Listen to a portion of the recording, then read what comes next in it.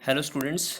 आज के लेक्चर में हम बात करने वाले हैं contribution of Alexander Fleming in the development of microbiology. Means microbiology के विकास में सर अलेक्जेंडर फ्लेमिंग का किस तरह से योगदान रहा है। वैसे तो हम सर अलेक्जेंडर फ्लेमिंग को एंटीबायोटिक, जो हमारे देश की सबसे पहली एंटीबायोटिक थी पेनिसिलिन के आविष्कारक के रूप में हम सर अलेक्जेंडर फ्लेमिंग को याद करते हैं। आप ये डायग्राम देख पा रहे हैं, ये है हमारे सर अलेक्जेंडर फ्लेमिंग, जिनके द्वारा वैक्सीन का इन्वेंशन किया गया था। तो सबसे पहले हम सर अलेक्जेंडर फ्लेमिंग का जन्म कहाँ हुआ, वे किस तरह से पढ़ाई किए और माइक्रोबायोलॉजी के विकास क्रम में उन्होंने क्या क्या योगदान दिया है, तो उनके बायोग्राफी से लेके अंत तक संपूर्ण बातें हम इसमें डिस्कस करने वाले हैं। तो सबसे पहले हम देखते हैं कि सर अलेक्जेंडर फ्लेमिंग का जन्म 6 अगस्त 1881 में इंग्लैंड में हुआ था। वैसे तो सर अलेक्जेंडर फ्लेमिंग एक ब्रिटिश साइंटिस्ट थे और इनका जन्म इंग्लैंड में हुआ था।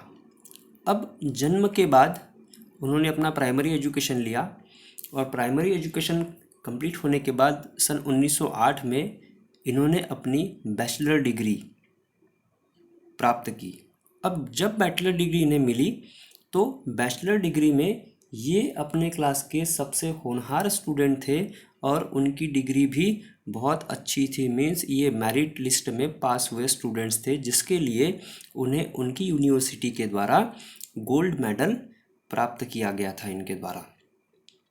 अब sir Alexander Fleming gold medalist थे। बीएससी की डिग्री उन्होंने सन 1908 में प्राप्त की थी और डिग्री कंप्लीट होने के पश्चात ये एक लेबोरेटरी में काम कर रहे थे, क्योंकि इनका इंटरेस्ट माइक्रो ऑर्गेनिज्म के जगत में बहुत अधिक था। तो ये एक लेबोरेटरी में कुछ एक्सपेरिमेंट लगाए हुए थे, तो उसी एक्सपेरिमेंट के फलस्वरूप उनके हाथों पेनिसिलिन एंटीबायोटिक का आविष्कार हो गया, जिसके कारण हम उनकी प्रसिद्धि के रूप में पेनिसिलिन एंटीबायोटिक के आविष्कारक के रूप में ये प्रसिद्ध हो गए और उनकी यही प्रसिद्धि है।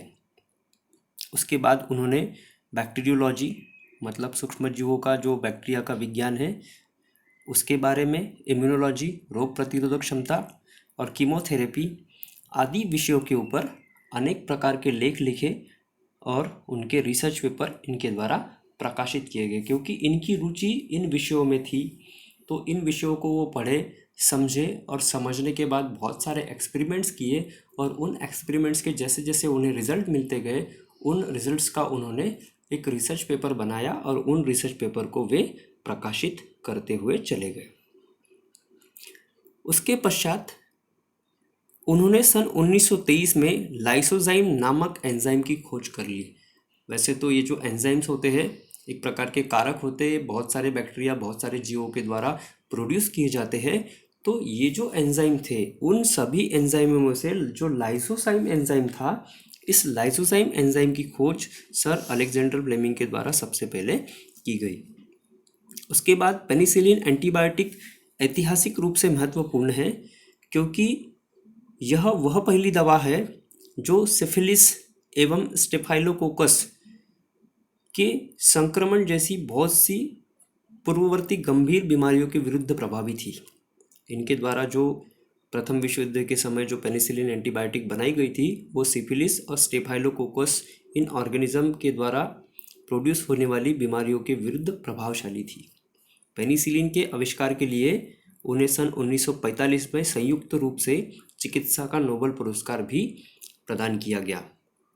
इनका आविष्कार इतना ज़बरदस्त था कि 1945 में इन्हें एक नोबेल पुरस्कार भी दिया गया और 11 मार्च 1955 को इनका निधन हो गया।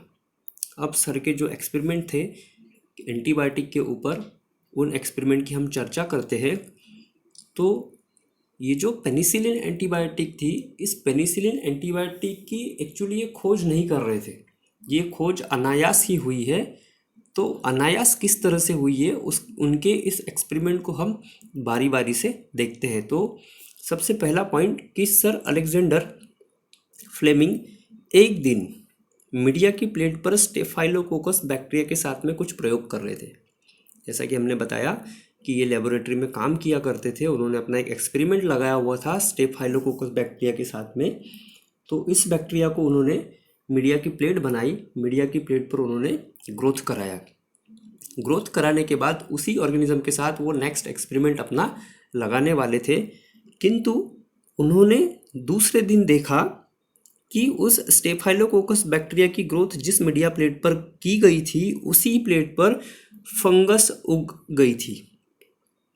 अब जहाँ जहाँ फंगस उगी है पेट्री डिश में, वहीं पर बैक्टीरिया मर गए हैं।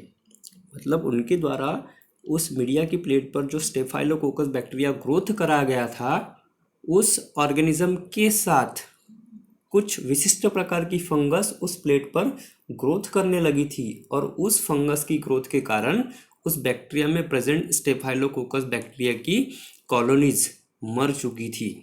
उन्होंने अपना एक्सपेरिमेंट देखा तब। तो उन्होंने इस फफूंद पर और रिसर्च किया और पाया कि यह बैक्टीरिया को मारने में पूरी तरह सक्षम है।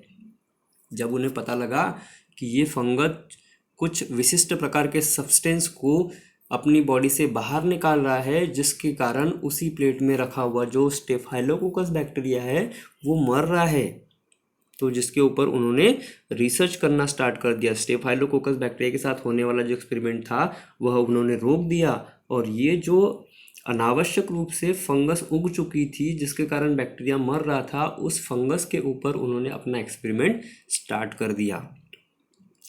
तब इस फंगस के नमूने को उन्होंने उगाया, मतलब इस फंगस को उन्होंने वहाँ से उस प्लेट से आइसोलेट किया और उसे दूसरी प्लेट पर ग्रोथ कराया, और जीवाणुओं पर इनका प्रभाव देखा कि ये फंगस जीवाणुओं पर किस तरह से प्रभाव डालती है। तो उन्होंने पाया कि इस फंगस की बॉडी से जो रस बाहर निकल रहा है, जो सब्सटेंस बाहर निकल रहा है, वह सब्सटेंस रोग के जीवाणुओं को मारने में काम आता है। अर्थात इनके द्वारा निकाला गया जो सब्सटेंस था वह बैक्टीरिया के लिए टॉक्सिक था, जिसके कारण बैक्टीरिया मर चुके थे।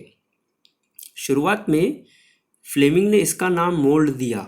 अब ये जो फंगस, जो फफूंद उस प्लेट पर उगाई थी, उसे उन्होंने मोल्ड का नाम दे दिया, और जो बाद में पेनिसिलिन में परिवर्तित हो गया। यह विश्व की सबसे पहली एंटीबायोटिक थी।